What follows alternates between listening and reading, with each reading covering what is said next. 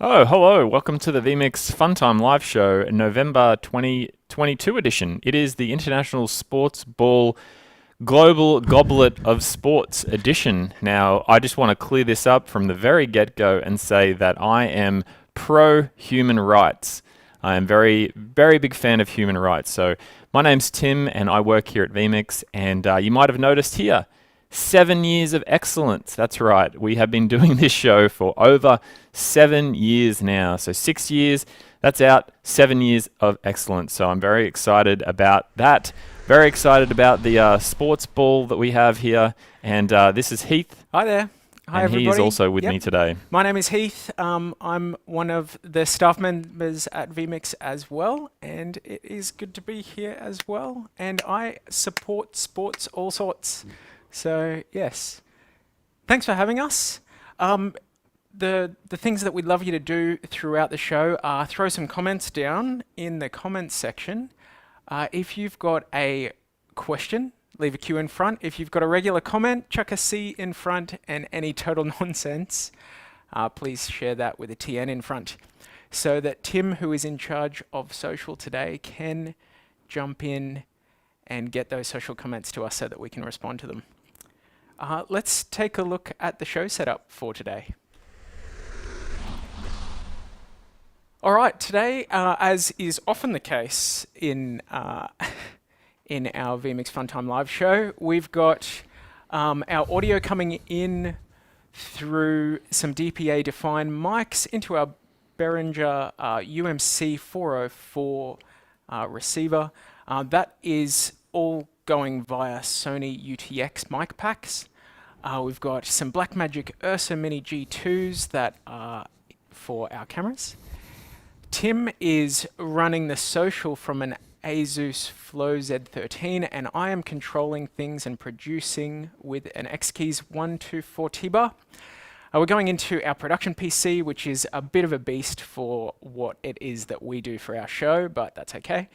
And we're going out at 1080p 5994, 12 megabits a second, low latency to YouTube. So there you go, that's a bit of a mouthful, but that's what the situation is at the moment. Let's go to the first segment.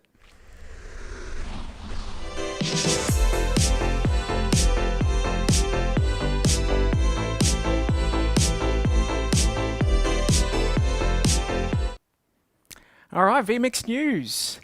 At the moment, the big news is probably around the RTX 4080 that was released very recently, and we managed to get our hands on one, so this is it.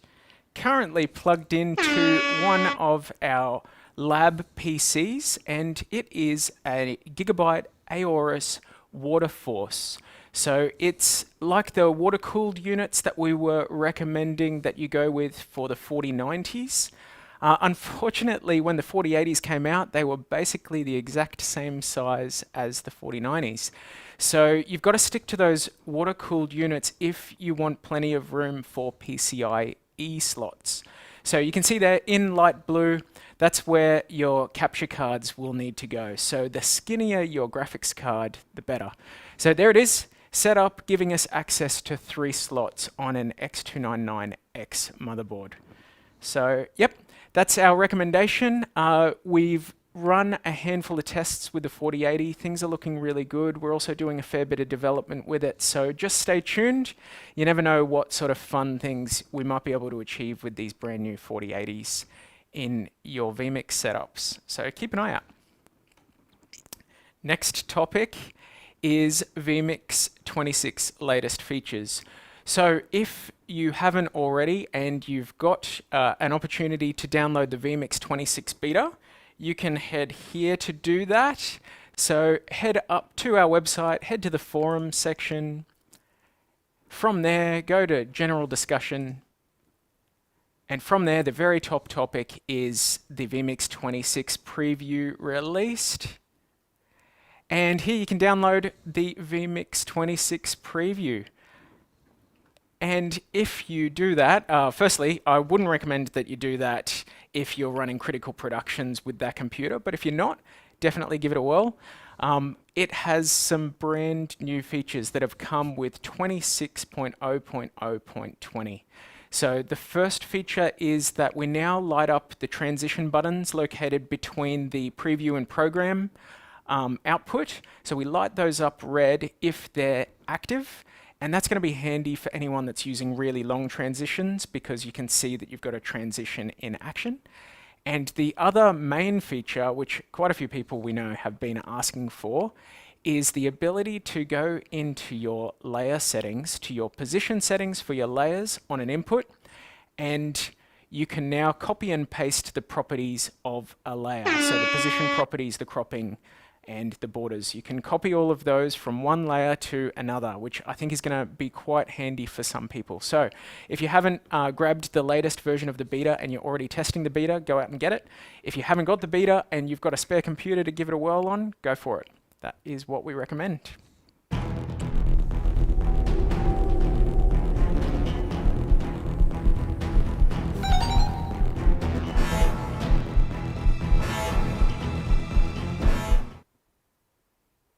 That's right. So this is the Stream Deck segment of the show.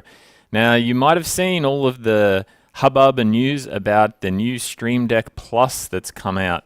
Now, that's a new device from Elgato that has knobs and a touch bar as well. So with this comes with new software, a 6.0 release of the Stream Deck software. Now, unfortunately, that breaks everything, not just for us, but for a lot of people, I think including their own apps as well. So we recommend not updating to the Stream Deck 6.0 software. Keep it on 5. Whatever the latest one is, keep it on that. Don't update to 6.0. Unfortunately, all of this stuff gets rolled out without any sort of advance warning or knowledge as to what's happening. So unfortunately, we can't make changes to it or understand what's happening. So stick to 5. If you have updated to 6 and you don't want to roll back for whatever reason, you can contact us and we'll try and point you in the right direction, but don't update to the Elgato Stream Deck software 6.0. Once we have one of these, obviously we don't have one because Elgato don't send out any sort of future products to people. So once we actually get one, we're on a pre-order on Amazon waiting to see if we can get one. Once we get one, we can have a look to see what we might be able to do with the Stream Deck Plus in vMix. But until that point, we have no idea what it can do or whether we'll be able to use any of these new features or anything like that. So stay tuned. It's exciting, it looks cool and all that, but yeah, stay tuned until probably early next year until we can get one and play around with it. So Stream Deck, stick to 5. I can't remember the number. Yeah, I think it's 5.5 or something. Yeah, so stick to that. Don't update to 6. If you want to rush out and buy one of these, and unfortunately I can't tell you whether it's going to the knobs or the touch bar will work in vMix. No idea how it works. Again, we don't have one. So yeah, we'll just need to wait and see on that. So that's my Stream Deck update for today.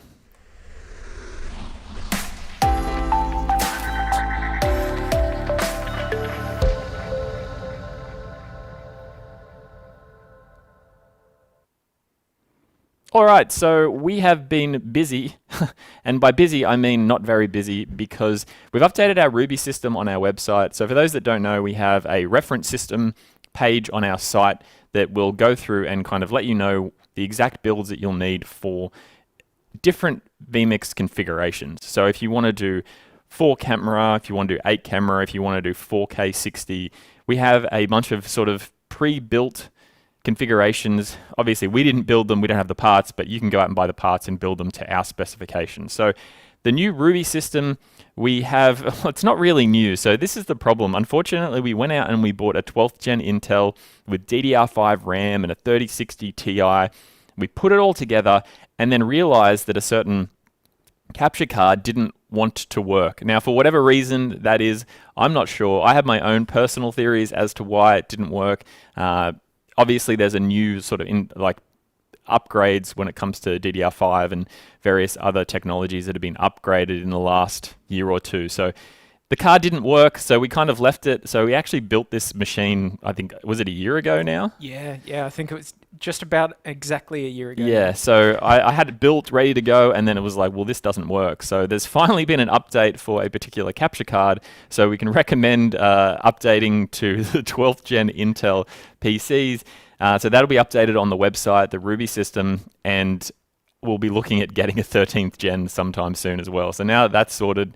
The 13th gen one's already out, but yeah, we just had to update that one because we had it, we built it, we tested it, and yeah, now it's now it's actually good to go on the website. So it's all a bit unfortunate, but it is what it is.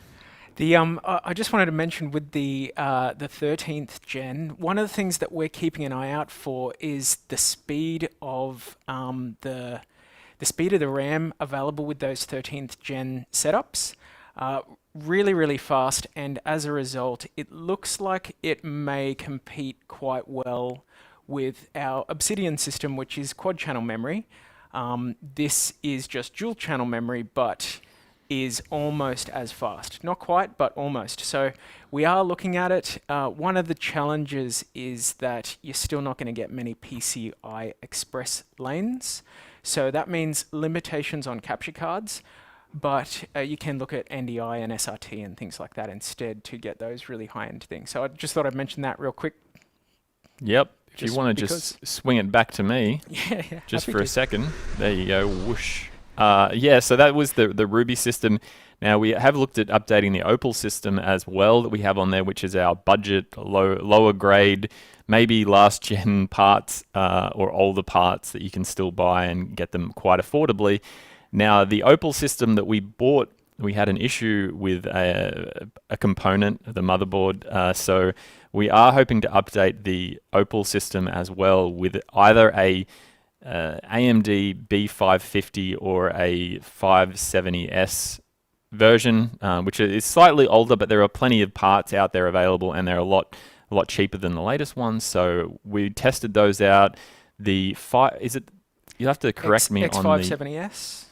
No, the chip, the AMD chip. Is it the 5000 series? 5600G is the one that we're looking at. That CPU, yeah. And based on our preliminary testing of that when it was working, the CPU was it's got a pretty high base clock speed, so it's going to be quite powerful when we get it going. So that will be the Opal one that we will look at updating on the website, hopefully in the next month, maybe next 2 months, just all depends on how that goes. So that's something to keep your eye on as well if you are looking to build a PC sometime in the near future.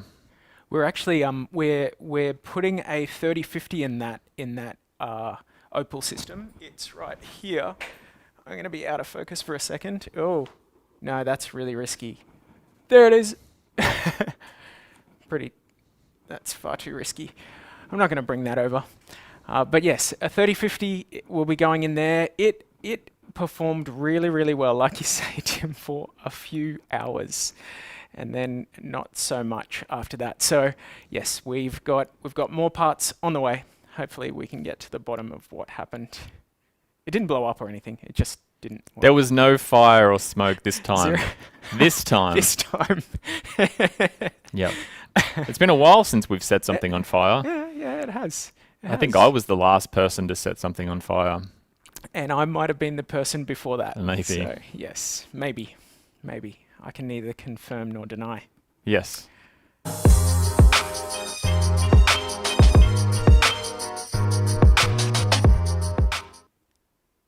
All right, into the questions. What have we got? We've got a hi from Canada, straight up from Charles. Hi, Charles. How's Canada going? Must be getting a little late in the day. And freezing, no doubt. Happy birthday to Rich. Happy birthday, Rich. Yes, I think there was somebody hoping that I would sing happy birthday. But we hit a snag there where we don't know just how much we're allowed to sing. Yeah, I think you can sing it. We have this discussion every year. It's out of copyright. Yeah, or if it never ever was. Yes, the beard is completely gone. Yeah. It was time, and it's really hot here at the moment. There's nothing quite like going for an afternoon run on a Sunday afternoon, and it's 32 degrees or 90 degrees Fahrenheit, and it's horrible. So no more beard for the summer, I think. In the meantime, I am growing mine as long as I possibly can because I will be traveling into the cold zone pretty soon. So. The cold zone. Cold zone. I'm not sure whether we have any information about this on our YouTube channel. I get a weird feeling that we did at one point include a video on embedding YouTube, and I think I may have included how to do the chat. You'll have to have a look, or you can drop us an email, and I can try and find out that information for you.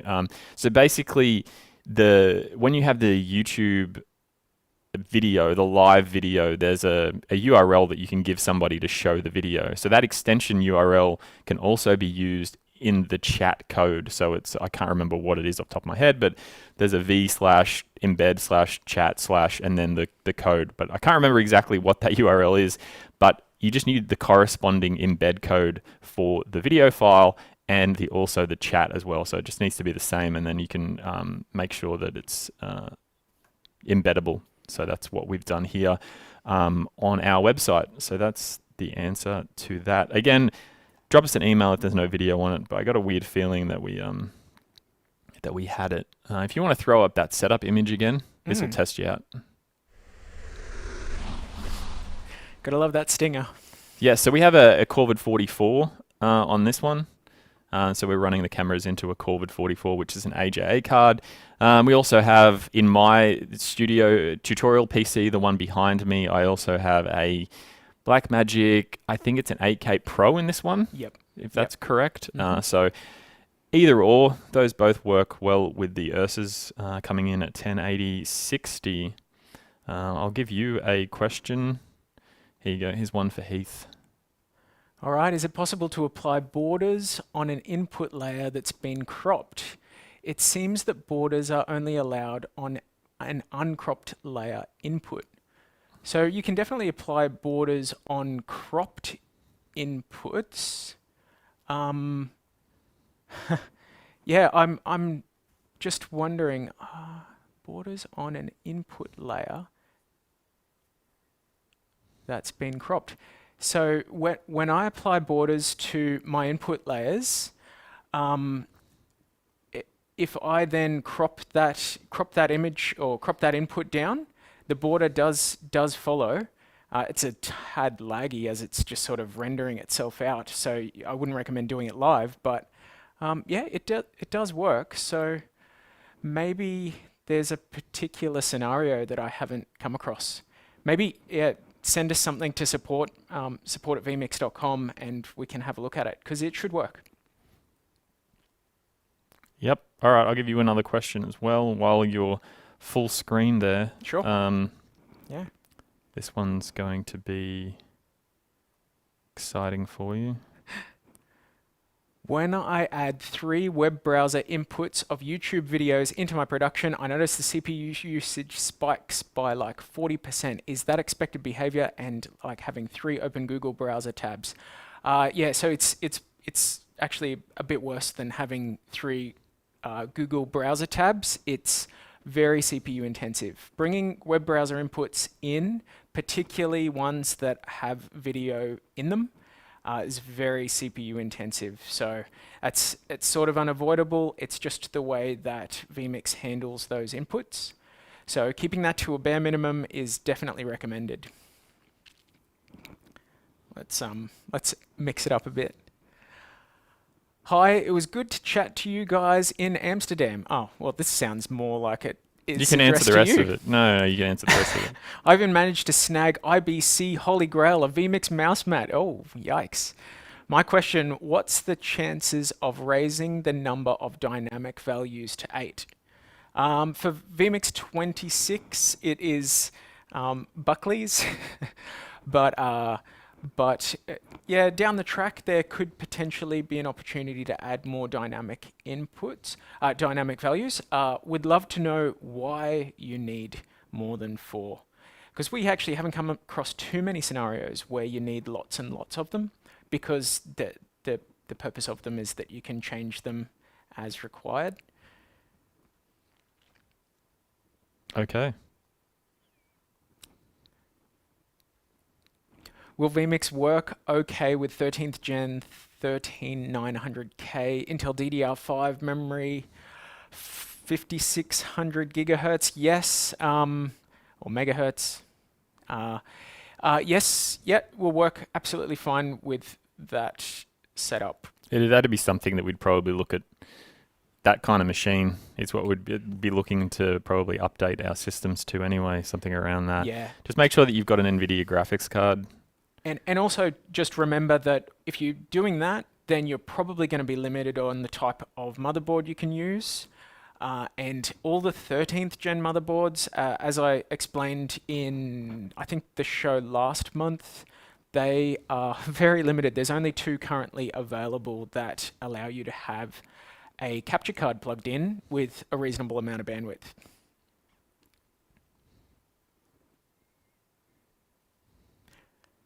How do we extend our vMix updates after the 12 months period? Okay, so yeah, if you've expired your license beyond the 12 months and you're being prompted when you try to update to purchase an update, you can do that by going to the upgrade section on our website. And from there, there's a link on that page somewhere that says, check to see if I have access to free updates.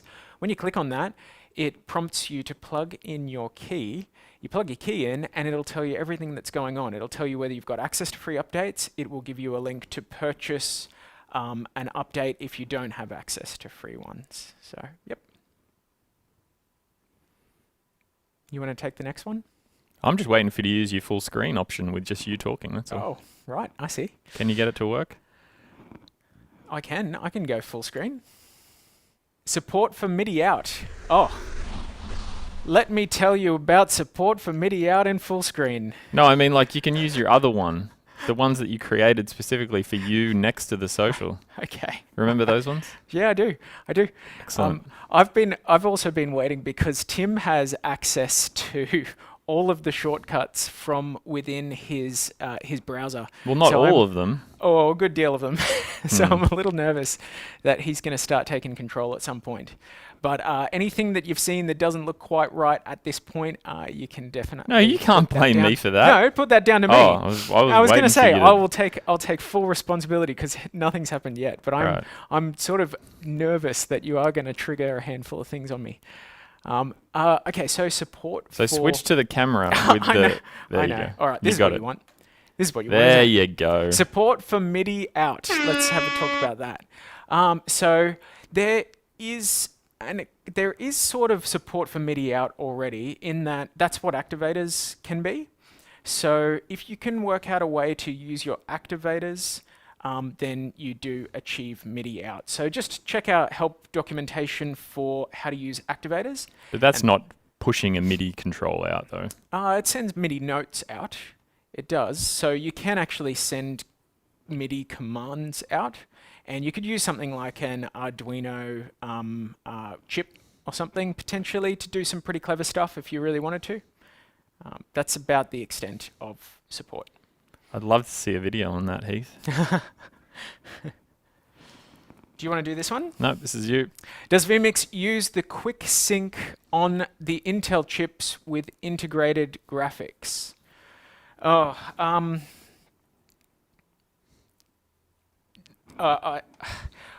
hesitant to answer that just because I might botch it a little bit. No, I believe the answer is no. We don't support quick sync when you're using the Intel chips and you don't have your own dedicated NVIDIA graphics. You are going to use some form of encoding, but I just can't think of what it's called. It's not quick sync, so there's no hardware encoding on the Intel stuff with vMix, unfortunately. All right.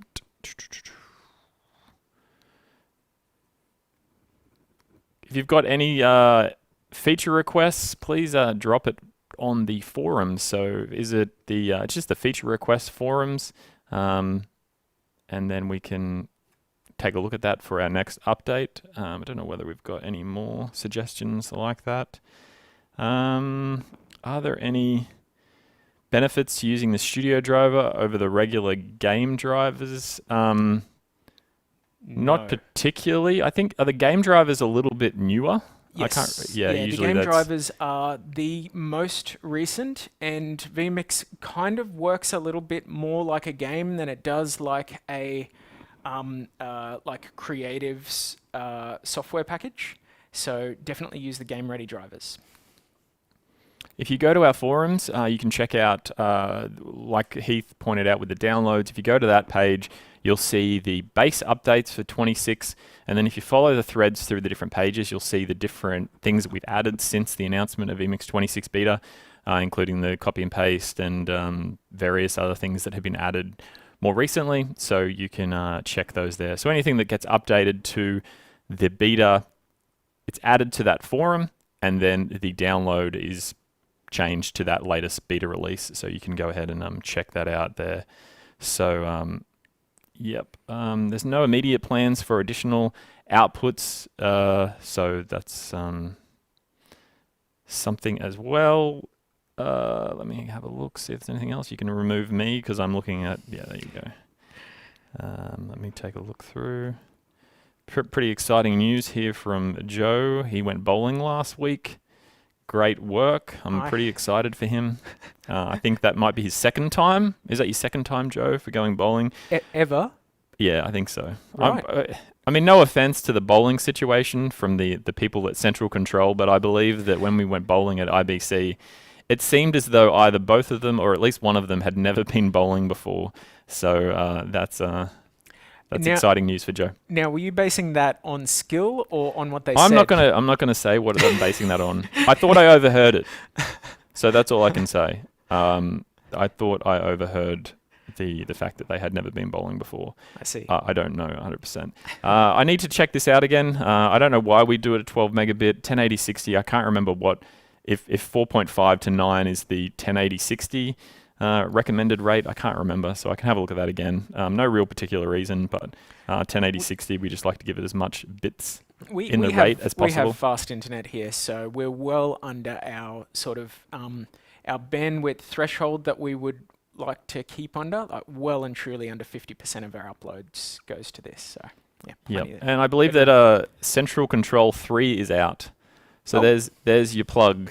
Joe DeMax, Central Control 3.0, I believe, is out. Correct me if I'm wrong. Maybe it's not, but I believe it's out. So for those Central Control heads, it's there and ready to go, I believe. So that's exciting for everybody. Another question. Let's see what I got here. Here's another one for you. You can switch to your full screen and you can answer this question. All right. Regarding dynamic values, if I'm using push to talk to communicate with callers in both live and green room situations, dynamic values allow me to send them all back to the correct bus on button release. Okay. All right. I can see the value there. You've got to be able to set up multiple. Yep. Great. That's a really good reason to have extra dynamic values. So yeah, I imagine there's already a feature request for more dynamic values and inputs, but if there is not, definitely toss it in the forum feature request section. For best NDI bandwidth, what network card to recommend? Look, honestly, anything that's gigabit or higher is going to work quite well most of the time. Just keep it gigabit. If you're like full NDI and tons of cameras, you might need to be looking at 10 gigabit stuff.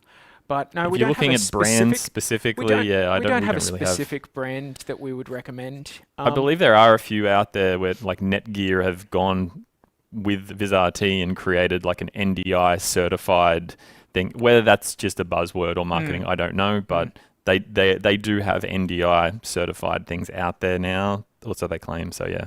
But we're successfully using D-Link, Netgear.